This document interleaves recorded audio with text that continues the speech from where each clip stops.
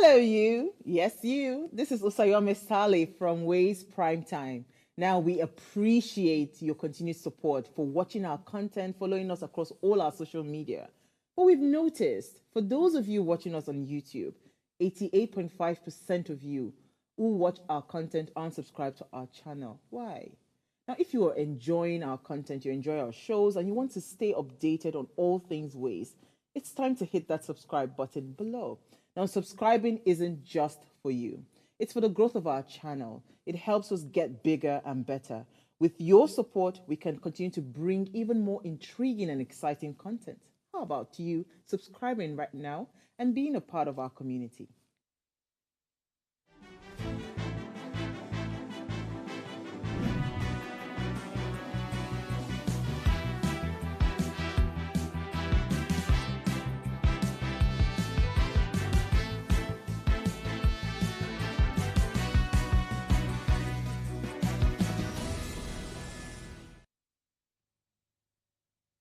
Good morning and welcome to Ways Breakfast. Hashtag what are you saying? We're glad you could join us today for what promises to be a thought provoking conversation. Before I go ahead, it's the holidays. Happy holidays, Eid el Malud, I think. So, whether you're a regular listener or tuning in for the first time, we're here to bring you valuable insight and practical tips in a relaxed and friendly atmosphere. As always, we bring expert guests to help contribute their expert views to the conversation. Of course, my name is Oluchi Omenka, and this is me saying officially, welcome to the show. Today, I'm not riding solo, I'm riding duo. Good morning, God's Beauty. Good morning, Oluchi. How are you? This is the first of its kind. I mean, having just you and I on the table, really. Our fairy godmother is not here, and the Who's in angel our of the fairy house is also godmother? not here. Just God's Beauty and I today. How are you doing? How's your weekend? It was okay.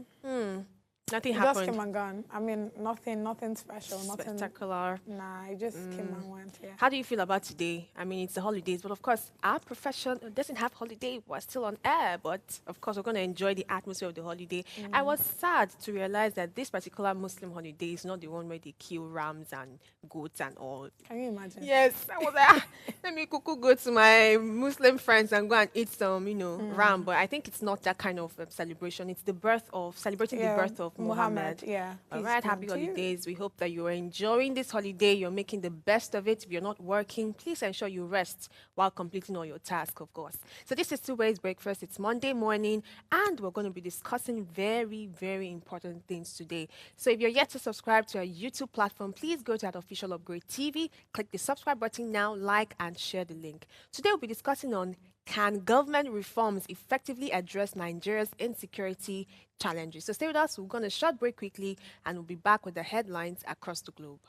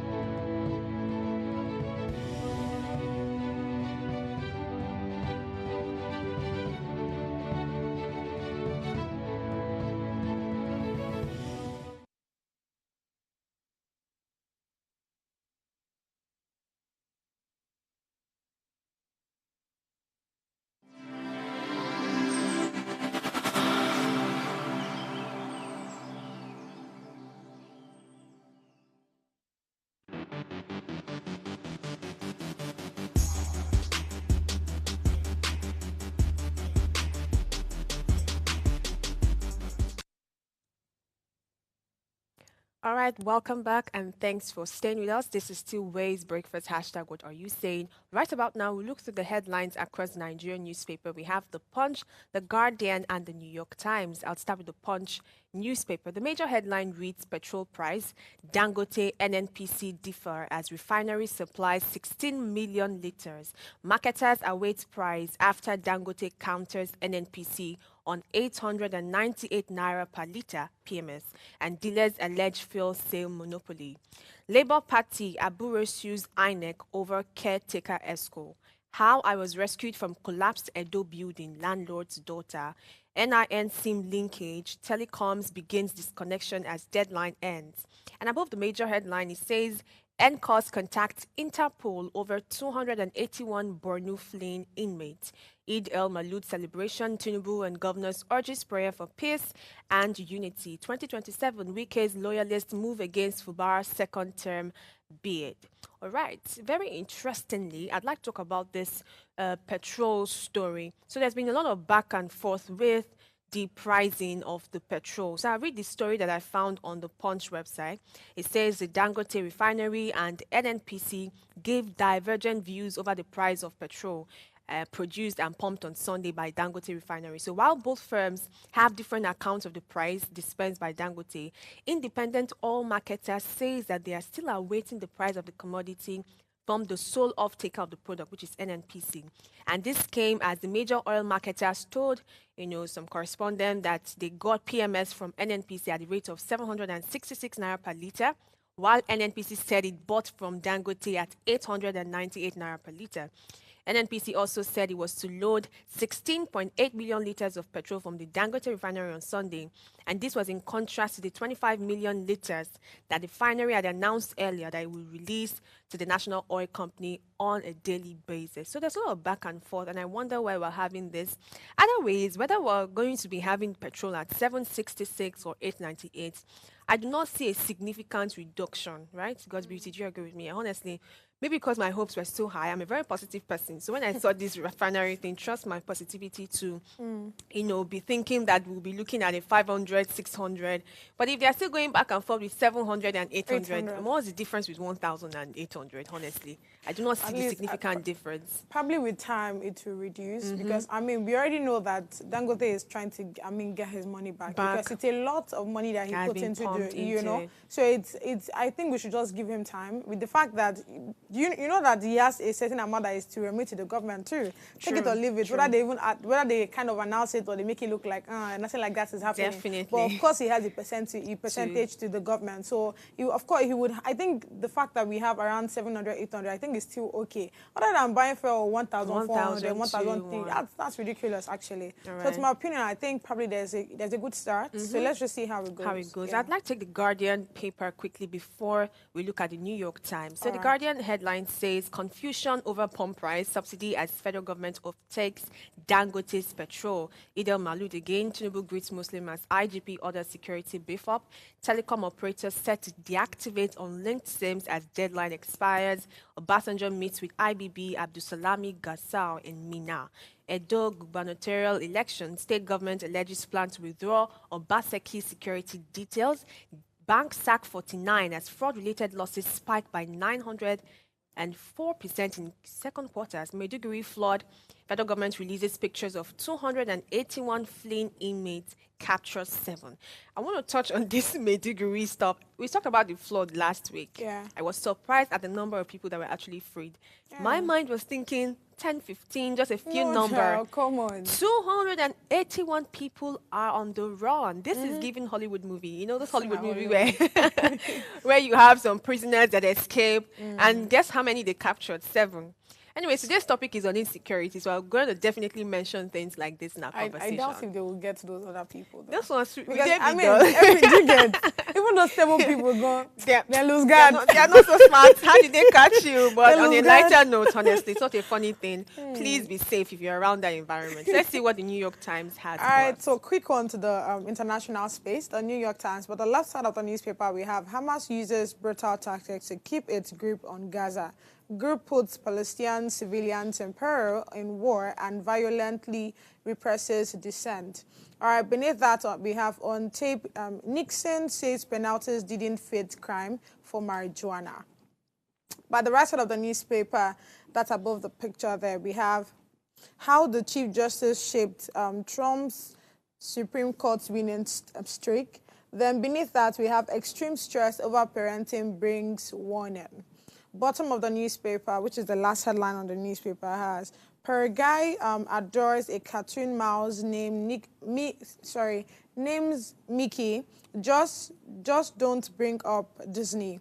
So the headline I want to quickly touch on is the one that had how the Chief Justice shaped Trump's Supreme Court winning streak. The lower court's judgment allowed Donald Trump criminal trial to move forward, right? Trump has argued that he was protected by presidential immunity, which means that as a former president, he shouldn't be tried for actions he took while in office related to trying to overturn the 2020 election. Chief Justice John Roberts was critical of the lower court's ruling. He believed it was poorly reasoned, especially regarding the separation of powers. The idea that the presidency and the judiciary should have distinct and balanced powers. Robert felt the lower court didn't properly consider this and other important legal questions. Now, in his confidential memo, Robert indicated that the Supreme Court should take up Trump's case, which would have delayed the trial. Furthermore, Robert seemed to suggest that Trump should be given more protection, that is, stronger argument in favor of presidential immunity than what the lower court has granted. So, in short, Robert appeared to be in favor of granting Trump more legal protection and possibly stalling or blocking the trial. So this is quite appalling, if I must say, right? Because, I mean, before Biden came on play, we already know it was Trump, ruling and all. Then when he saw that, okay, this election is no longer favoring him, but that of Biden, right? He tried as much as possible to buy the votes, to kind of overturn the election so it will favor him, right? Which at the end of the day, they hold him responsible for it. Now, we already know the matter is already in court, right? It's in court, and it was given to the lower court, that's the appeal court. Trump appealed it, and he wants to ensure that to him, he felt like presidential immunity was covering him. So now that he's out of office, he's not supposed to be tried, right? And funny enough, this Chief Justice John Roberts, right, is actually in support of him. And he's saying that the Constitution needs to be reconsidered. They need to give more protection to the president. This takes us back to what we were talking about last week, right? Like I said, I understand the whole, okay, the reason why there is an immunity when it comes to the president, vice president, governor, and the deputy governor is as a result of them having a free flow of their, their work or their duties as president or as governors of the state of the country, right? So that immediately they come out of immunity, they can be tried. Now, Trump is saying that he's not supposed to be tried, right? How can you do everything in your possible, commit crime? You know that this thing you're doing is crime, right? You're trying as much as possible for, during that time, during 2024, Biden not to be on set and all of these things. And what even interests me more is even how they allow him even run for power again. Because, this person has a criminal record, this person is in court, so how can they even allow this person become... Because with the way we are looking at things... Would you say he has a criminal record if he has not been tried? The fact that he's... Okay, let me not say... There are speculations about it. Let me not say he has a criminal record, right? But the fact that he's being tried for this kind of offense, what makes you think that he will not do another thing again to ensure that he's in power again? Do you get what I'm saying? The fact that he did everything possible to ensure that he was in power and tried to remove Biden from power, it just shows that he might actually do the same thing again. Let's even talk about what's trending now. No, let's be real. Let's talk about what's trending now. Another person wants to kill him. Interesting. Yes, this is so we need to pray for Trump at this time. Oh, we need really? to, fast and pray that he's kept safe from wicked men. I think we should fast, not just pray. Come on, Joe. All right, that's all we can take for today's news headlines and paper. We're going to take a short break now, and when we return, we'll go straight into the hot topic for today. So stay with us. We'll be right back shortly.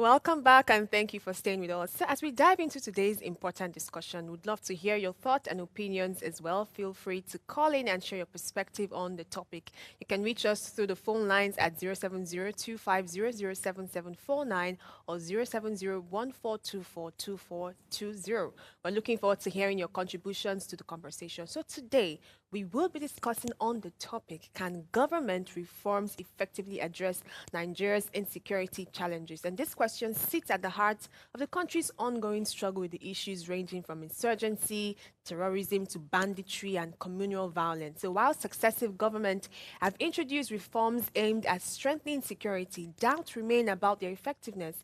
Are these reforms addressing the root causes of insecurity or merely scratching the surface? So to truly tackle these challenges, it may require a combination of political will, structural changes, and sustainable community engagement. In this discussion, we'll explore the role of government reforms, their impact so far, and what steps are needed to create lasting peace and security. Joining us this beautiful Monday morning is Ayodele Adio, a media and communication strategist. Good morning, Mr. Ayodele. Good morning, sir. Can you hear us? Good morning. How are you? Very well. Good morning. Happy holidays. Yeah, same to you. It's good to be So, here. we're so sorry to steal some of the hours of your holidays. I mean, you should be resting with family and friends, but you're here to talk about Nigerian issues again. Yeah. So today, I want to Sad, discuss. right? Very sad, actually. We want to discuss the security challenges that we have in our country today, and we want to address it with the current government reforms that we have. So we know by far, I mean, on the newspapers that we've been reading for over 2 weeks now, we've been hearing a lot of insecurity problems, which ranges from insurgency to banditry. I mean, the list goes on and on. So, what do you think are the most significant obstacles that are preventing government reforms from effectively addressing Nigeria's insecurity challenges? Because we know that there are reforms that are put in place. There are a lot of the budget for insecurity is a whole lot. I mean, people pump into this, yet we're not seeing the effect of it. So, what's that obstacle that has been preventing the effectiveness of this so far? When you talk about reforms, I'm not sure what reforms you're referring to because you have to be specific about the kind of policy reforms that are targeted at improving national security, which, from where I sit and from my vantage point, I can't point to any significant strategic reforms that are being pursued to improve national security or to strengthen our national security architecture. So that makes it a very difficult argument for me to make. Now, to your question about why it seems to be a daunting challenge dealing with insecurity in our country, and it's 3 reasons. The first, I think you need to understand that we don't have one single national security problem or one security challenge. You have various pockets of insecurity that are triggered by various reasons. And, the impact is significant in different areas or in different parts of the country. So, for instance, like you rightfully mentioned, you have insurgency and terrorism predominantly in the northeastern part of the country. You have banditry, in the northwestern part of the country. You have secessionists in the southeastern part of the country, and then you have the rise of cultism, the rise of non-state actors, in the southern part of the country and in pockets of the southwestern part of the country. So you seem to have different kinds of challenges across different parts of the country. And dealing with these issues will require different approaches to be able to effectively deal with them and to have a proper context and understanding of how to deal with these problems. Perhaps we would have to isolate some of these issues to properly put context to them and to provide the kind of solutions that will address these specific security issues across the various regions, of the country. But I can tell you for free that the problem you have at the national level is the lack of political will to effectively and decidedly deal with the insecurity in our country. Now, without that political will, without that fanatical approach to ensuring peace and stability across the entire country, you would have a situation where the rise of non-state actors will continue, insecurity will continue to fester, and thousands of lives will be lost needlessly. And I always use the example when I talk about political will, with the South American leader called Bukulele, who, when he became president of El Salvador, the country had one of the highest homicide rates in the entire South America.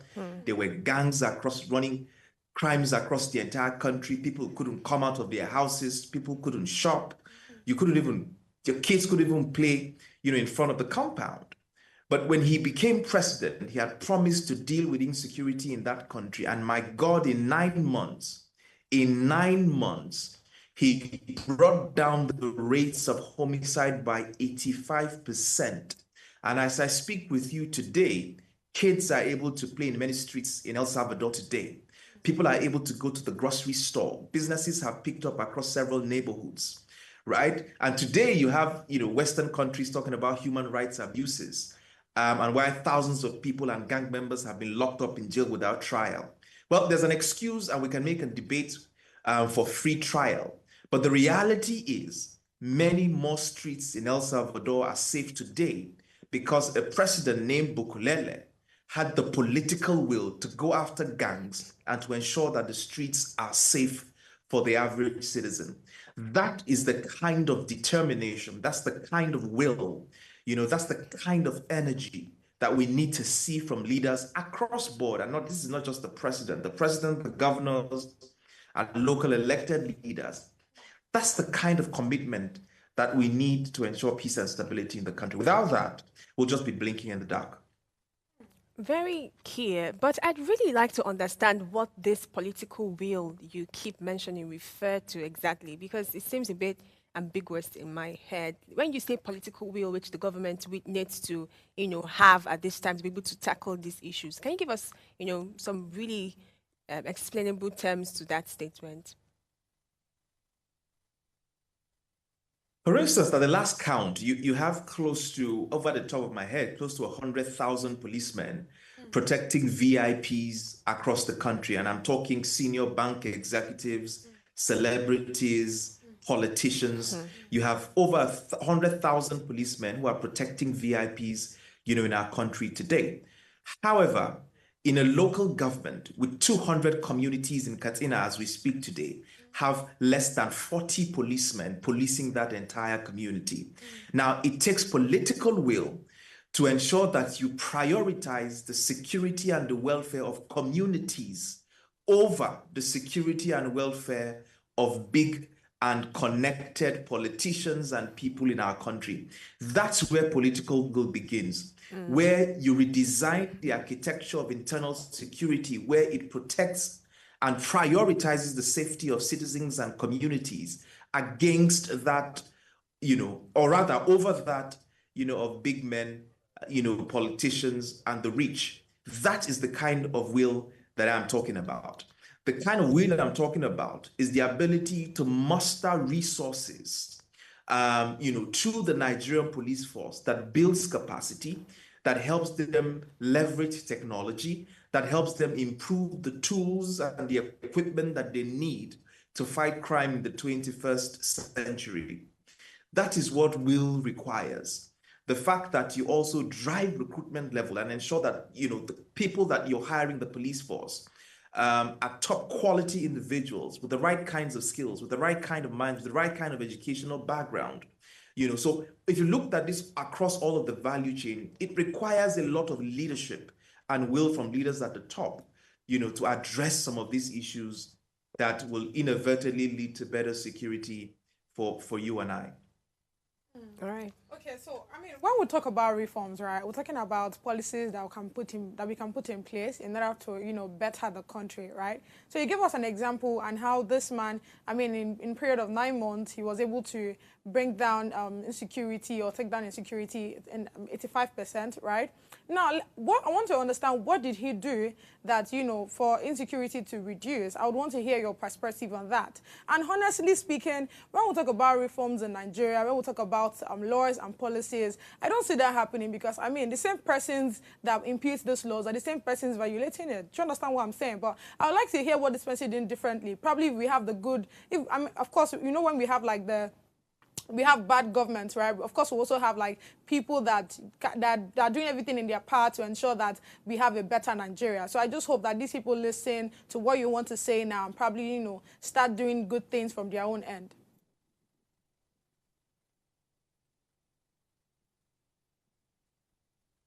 I mean, the most significant thing that he did was to strengthen the police force, and raised the tactical team that were primarily responsible for going after the gangs, you know, in many parts of the country. So they were empowered, they had better equipment, they were supported with technology, they were highly motivated to get the job done.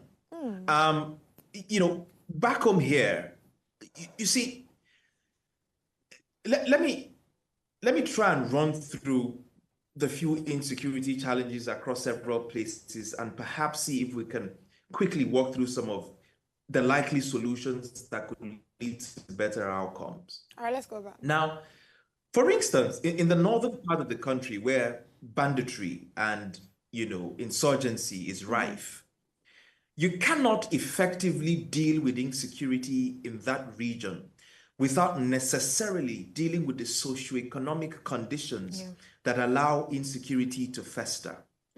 You cannot tackle banditry and terrorism by deploying tanks and boats and guns to quell many of the rise of non-state actors, terrorists, and bandits if you do not essentially deal with the conditions that allows terrorism and banditry to fester. And by these conditions, I make bold to say that there are two major drivers of these conditions. One, of course, is poverty and unemployment. As long as poverty and unemployment pervades many communities in the northern part of the country, there will always be willing recruits into extremism, into banditry, into terrorism, and all sorts.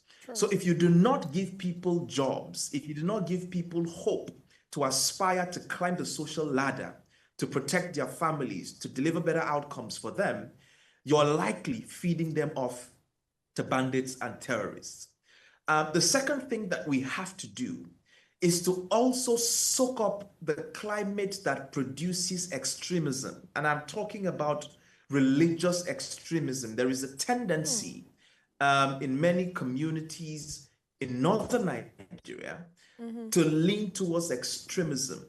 And so we have to effectively deal with the rise of extremist religious movements in the northern part of the country. Now, if we're able to deal with extremist religious movements and we're able to also provide meaningful employment opportunities for the millions of young people in northern Nigeria, then we will begin to reverse the ugly trend of non-state actors of banditry and terrorism. And the effect that military action will have will then increase dramatically, and you begin to see better outcomes. And ultimately, and it's important to stress this, that the number one guarantee for peace and stability is justice. Without justice, you will continue to have people that will take up arms against the state. Now, you need to go and read out, because you've been talking about reforms all along from the beginning of this program. There have been several committees that have been set up to look into banditry, to look into the rise of non-state actors, peace committees and all sorts, who have put out white papers and recommendations to the government at all levels. And one of the things that they continue to point towards is the predominant reason for the rise of non-state actors, whether it's secessionists in the southeastern part of the country, whether it's banditry in the northwestern part of the country, whether it's what you call them in the southern part of the country who are attacking oil installations. The number one trigger is injustice, and it is driven by state repression against ordinary people. When you have a situation when the police, for reasons unknown, shoot indiscriminately at innocent students, when you have military personnel who attack communities because maybe one of their members or one of their personnel was attacked by a criminal element, and you rain terror on an entire community. What you do is that you set up the people against the Nigerian state, and you give legitimacy to non-state actors who preach hate against the Nigerian state and prepare willing grounds to be able to recruit these elements. So the Nigerian state has to effectively institute justice across the board, wherein the repression of state security agencies are drastically reduced, and you and I, average citizens, can seek redress in court and get justice. Because the moment the common man loses hope in the justice system, the moment the common man believes the police is his enemy, the moment the common man believes he's more afraid of the military personnel, then what you have essentially done is giving rise to extremism as a credible alternative, which is fueling insecurity in our country today. All right, thank you very much.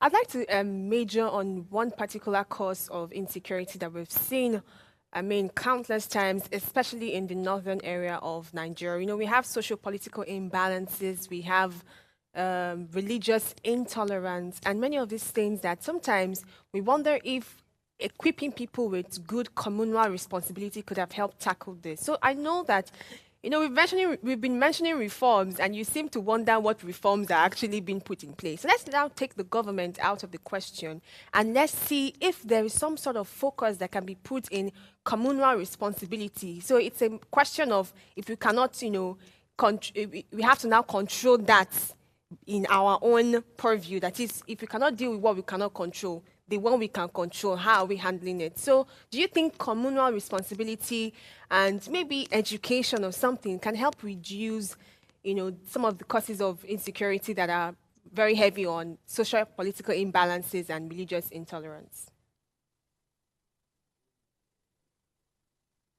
Well, I mean, I like the idea of communal responsibility, but you can't have communal responsibility without authority at you know, the local and community level, right? And I think that's the bane of some of the challenges that we face, because authority and legitimacy is lacking at the communal level. And so you have a complete breakdown of societal values, breakdown of culture and collectivism, if you liked, in many communities across the country. And that has sort of eating away from the fabric of many of those communities and those societies. So you used to have a situation back in the day, I mean, I can attest to this when I was a lot younger as a child. You had community leaders at all levels. In the north, for instance, you had Mungwas, who sort of were like community leaders that dealt with, you know, communal issues. So if you had problems within the community, people would approach the Meungwa, and, you know, he essentially resolved the problem. Now, at the time, you know, these people were not necessarily elected leaders, but they had a level of authority and legitimacy in that community that is grossly lacking today. So what you have today is that you have councillors in many communities that were not elected by the people. You have local government chairmen that are imposed by the governors and do not have legitimacy to govern the people within those areas. And after they are elected, many of them no longer reside in those communities. They either move to the city centers, or you find many of them in Abuja, and they just come once a month to collect wages, and they essentially disappear. So once this authority is lacking at the community level, you essentially leave people to their fate. And so I agree with you. If we could go back to community level governance, right, where we go back, we move away from this individualist culture that we seem to be instituting in Nigeria to a more collective approach, where we now have communal leaders, community boards, who will be responsible for education, for instance, who will be responsible for security, who will be responsible for health, where participation level is high among leaders in that community, amongst women, amongst youth. That way, we will begin to gradually build back, the blocks upon which these communities once stood. Because at the moment, when you have only 36 people policing over 200 communities, I'm not sure what kind of protection you expect from 36 people. When you have a situation where bandits can simply walk into a town and tax farmers a certain amount before they can harvest their produce, I'm not sure what kind of governance you have in those places. When you have a situation where non-state actors can drive around town and point at people's wives and children and essentially take them over as wives, I'm not sure what kind of governance you have. So we have to go back to where there was authority at a local level. And that authority comes by legitimacy. And that legitimacy comes where people at the local level have given back to that community, and that community essentially vote in those people as their leaders or accept those people as their leaders and submit to their authority. Unfortunately, that is grossly lacking across many parts of our country. And if we're going to pursue reforms in that regard, then those reforms must begin by creating a level playing field where local communities can put forward those who will lead them in a transparent and accountable manner, where we then empower these local leaders with the resources to effectively police their communities, to empower people within their communities, whether it's education, healthcare, or jobs. And then we put an institution around to sort of monitor the progress and growth, of the reforms that are being pursued in these communities. That's the way we can begin to make progress. And I'll support any reform that drives in that direction. All right, thank you very much. We have to go on a very short break now. We're still going to continue this conversation, so please stay with us. We'll be right back after this short break.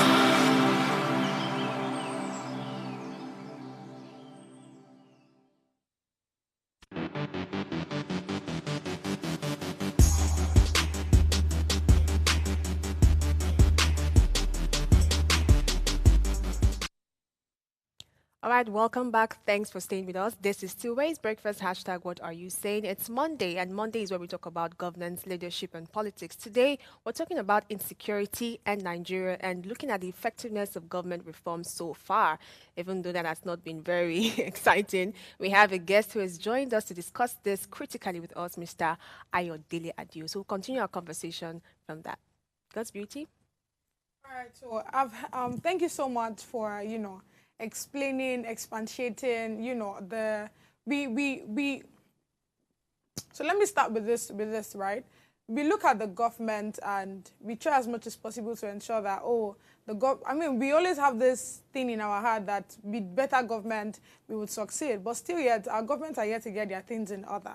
Now, we'll talk about the community or the grassroots, that's the local government and all of that. The truth is, there's little or nothing the local government can do because, if the federal government gives a particular law, gives a particular order, the state and the local have to just follow suit. Do you get what I'm saying? So let's talk a bit about the youth. What do you think the youth can do? What do you think we should do? Because I remember having a conversation with someone and the person kept mentioning, when the youth come together as one, when we don't have people that are supporting the government, we will get better, Nigeria would move forward and all of that. And honestly, I don't know how that's going to change because, there's something TJ Murray said, which is as far as hunger rather is okay. Just let me use this example. I'm very sure we've seen these videos. This video that was trending over the weekend, I think since last week or so, where he says if you complain about unemployment, they bring out rice, right? During the hunger protest, we complain about the fact that there's hunger in the land, and guess what? They just told us with immediate effect that the bag of rice has reduced to 40,000 naira. So as far as hunger is something that we need to deal with,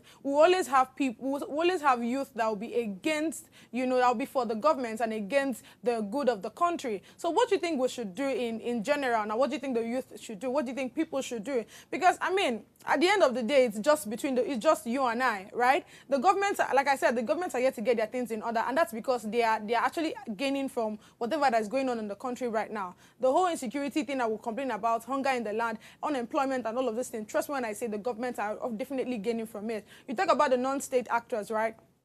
If they're not gaining from all these things, we will not be where we are right now. So what do you think we should do? Do we follow what the Ghana did during the 90s or so, where they had to bring in all the people that had money, the influential people, and they did what they did? Do you think we should take that? No, honestly, because I mean, if we keep complaining about hunger, we keep complaining about there's hunger in the land, we keep talking to the government. So today we had the fuel issue, right? Insecurity is still there. There are a lot of things that we are actually angry about. We keep complaining. We have the hunger protest and nothing is going on. See, Sowore now that said that there will be a new revolution, in October. Honestly, I can't wait to see what that looks like. But for now, what do you think we should do?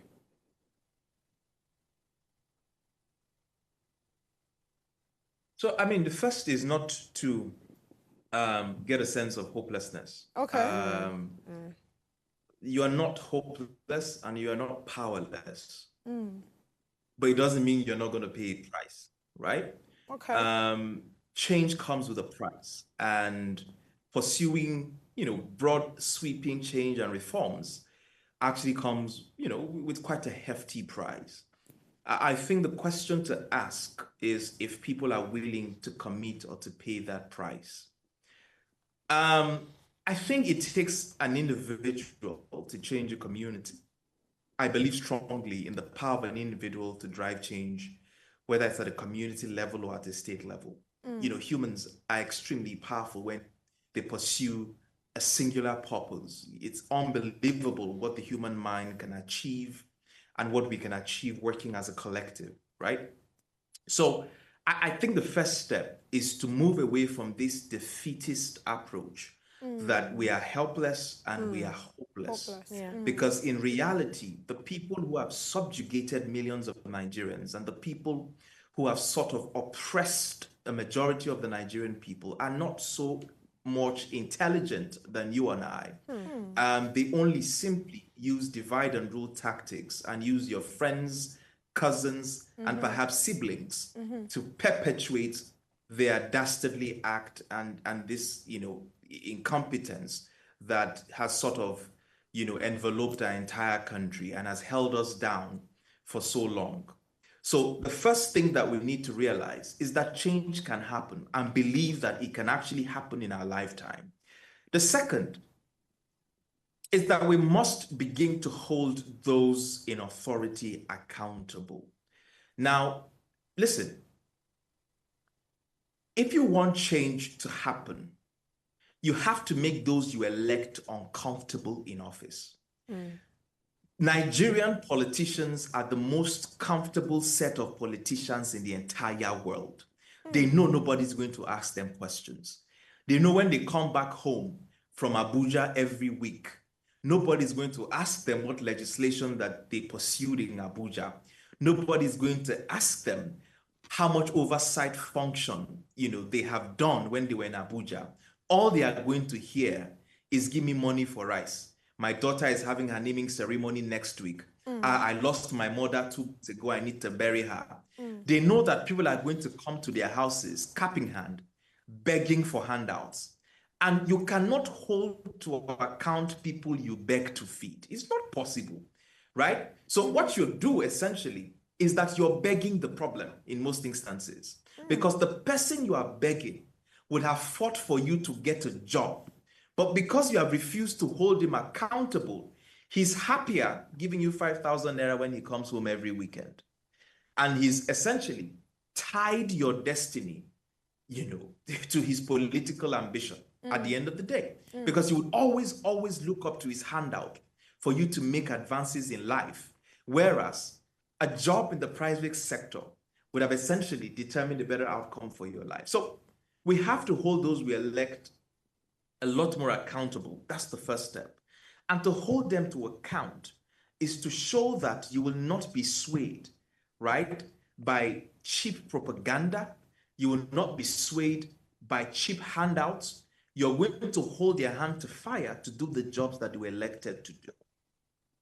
The second thing is that young people must be willing to participate in governance and pursue their own interest in democratic outcomes. I cannot stress this enough. Let me tell you something you probably haven't realized or taken note of. The highest voting demography in this country are students. Let me put it differently. There are more registered voters who are students in Nigeria today than any other group in Nigeria. You have more students who are eligible to vote than farmers. You have more students who are eligible to vote than, businessmen. You have more students who are eligible to vote than any other voting demography in the country. Now, ask me why students have not put to the front burner quality education as their own contractual or their social contract for those they are going to elect into office. So, for instance, if students come together and say their own interest in democracy today is, take for instance, say lower tuition fees, higher quality education, better infrastructure in our university, and jobs after we leave school. If this is your agenda as students, and you command the most significant voting bloc in an electoral process, ask me why politicians will not be crawling across universities seeking for your votes. But guess what? Because students do not exercise their franchise as a collective, because they do not have an agenda that they pursue as a group, they are the most neglected voting bloc in the entire country. You see politicians crawling for market women during elections. You see them lobbying National Union of Transport Workers for votes, but they never lobby students because you are not organized and you have not put forward an agenda and you have not exercised the power you have as the most dominant voting bloc in the country. Now, those are the kinds of groups that you have to leverage and exercise for you to extract more value from politicians, in the democratic process. I mean, there's a whole gamut of things that we need to do, but we need to take ourselves more seriously. We have to have more dignity.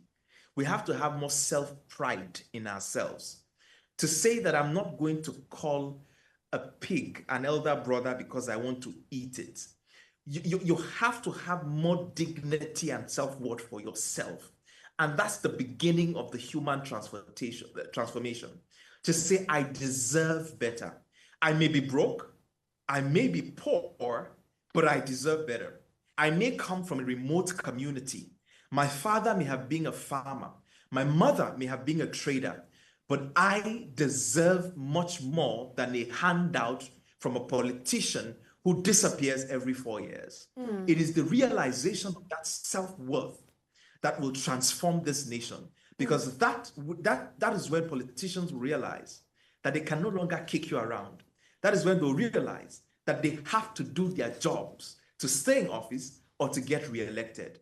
And so if I'm going to preach to you this morning, is I'm going to say that we must restore personal dignity and our value system back. That for me is the ultimate step. We have too many people whose dignities are on the floor.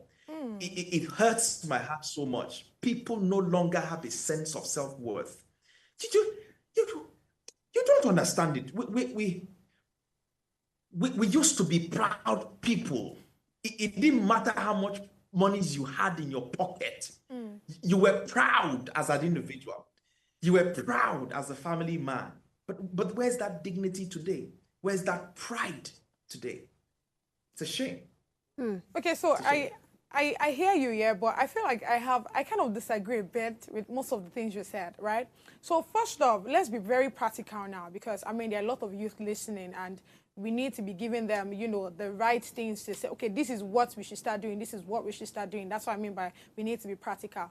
Now, when you say that we should hold the government accountable, I want to understand, hold the government accountable, how, in what sense? Do you mean protest? Because protest is somehow not working in the country, right? Now, when you said something around the fact that if the youth or students rather can come up and say, okay, is education we need, is good education, we need, what do you call that now, facilities, adequate facilities, to ensure that we learn properly in schools and all of that, right? I beg to differ, because the truth is the reason why the government or whoever that is running for office will go to the market, like you said, will meet market women, to collect honestly, first of all, I don't think this whole vote thing actually work. I feel like these people already know who wants to be on seat and all of that, right? Now, coming back to what you said, when you say when the government go, or the aspirant now go to the markets to meet those market people, I feel like the reason why they do that is for these people to know that these people exist. I mean, during the time where our governor, right, governor of Lagos State, someone only wanted to go in for power. You see him going to the doorstep of each of these people. I mean, if I order something now, I'm seeing him in my doorstep. I feel like the reason why he was doing all of those things is for us to know that this person is running for office, right? Honestly, again, I go back to saying that I don't think this whole voting thing does work. I just feel like these people do it so that they know that, oh, I'm here, or I'm the one running for office, so that when they manipulate their way into it, we are not questioning that, this person, how you take get here, and all of that. That's my opinion, though, but I would like to hear yours. So again, you're taking the defeatist approach, and this is what you have to win yourself out of. The idea that you are helpless, the idea that nothing can happen. That's the exact position these politicians want to keep you at, so that you do not act. Now, I completely disagree that your votes do not count. They do count. Listen, if they don't count, for instance, they wouldn't be spending billions of naira trying to vote to bribe or to buy votes on election day. They wouldn't be doing that. They wouldn't be spending the monies that they do on advertising and all of that. Now, this does not mean that rigging doesn't happen or that they are having election violence. No, that's not what I'm saying. But I'm telling you categorically that votes count. That is why somebody like Peter Obi can beat a former governor of Lagos State in his home turf in Lagos State. That is why they lost settings in Lagos State. It's because votes count, right? So again, like I say, you have to believe in yourself, and to believe that you can influence the process in your favor. Because that's the same belief that the politicians have. But the difference is that they are putting theirs to work, while you are just sitting back and saying, well, they'll have their way after all. Listen, there was a time in this country, and it's important that I say this. Tell me. And you have to go back and research this. In the 70s and in the 80s in this country, students' union leaders were having meetings at Federal Executive Council with military presidents because they held sway and influence in this country. Students' campus newspapers were writing editorials that forced the DSS to arrest those journalists as students in this country. So you had students' newspapers have as much influence as national newspapers in this country. There was a former military head of state that wanted to give an African, leader recognition in a particular university, in the University of Ife. A student's newspaper wrote an editorial criticizing the military's dictator's decision to give that award to that former president.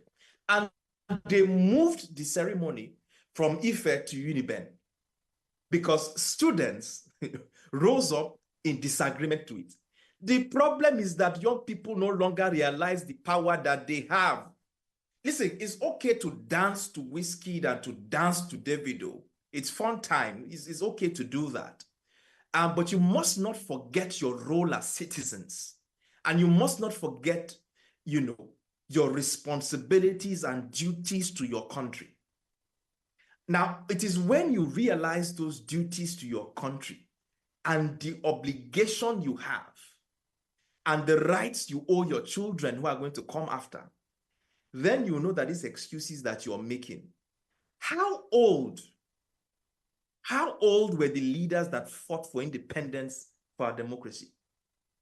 How old do you think Pa Awolowo was in the 1940s? How old do you think he was? How old do you think the Ziks were when they were pushing for a new Nigeria, or Tafawa Balewa? How old do you think they were? They were in their 20s, right?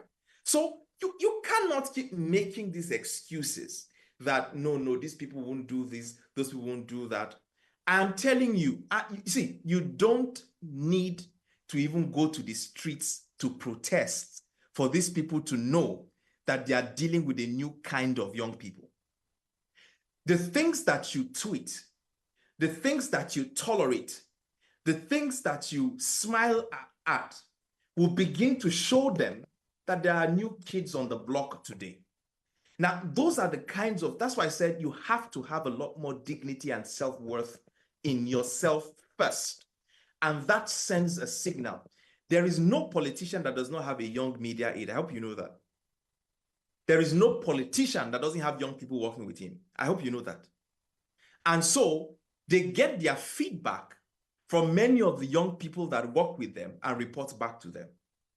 The moment those young people who work with them no longer have friends in the neighborhood, the moment those young people who work with them can no longer defend those politicians within their friends and amongst their people, those same young people will have to go back to their principals and say, Oga, something has to change, right? But you see, the moment you have a friend that is an essay to a governor, that same friend becomes the king in your group.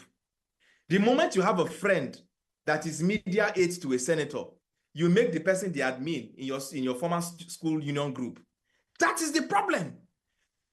You no longer hold them to account. You are inviting them to all your, that is good to invite them to all your parties because, they are your friends. But the point I'm making is that you suddenly elevate their status over yours because of what you're looking to benefit from the politician that they serve. These things have to change. My dear, if it is food to eat, there is far more money in the private sector than any politician can pay you. Do you know that? I hope you realize that. How much, imagine if Vicky James was an essay media to one, how much would you be able to pay Vicky James as a politician? She earns more than the politician herself. How much will you be able to pay some of these skit makers today who are earning a decent living from YouTube? How much are you going to pay Mr. Macaroni as a politician? He earns more than you. How much are you going to pay this best you can take today, whose songs are streaming across the world?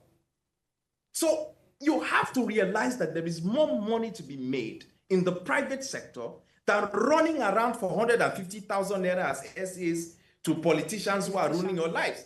And let me tell you, free of charge, many of them are not paid more than 150,000 naira. All right, sir, this is the best we can take. This has gotten more interesting than we thought of, and it's a very interesting discussion. I love the path that you took, how that we should not take the position of hopelessness, but believe that we have got the power in our hands. And that's what Ways Breakfast is about, really. It's about amplifying the voice of the youth to talk about issues that truly matter and affect us. And that's all we can take this morning. Thank you very much, Mr. Ayo. We'll see you some other time.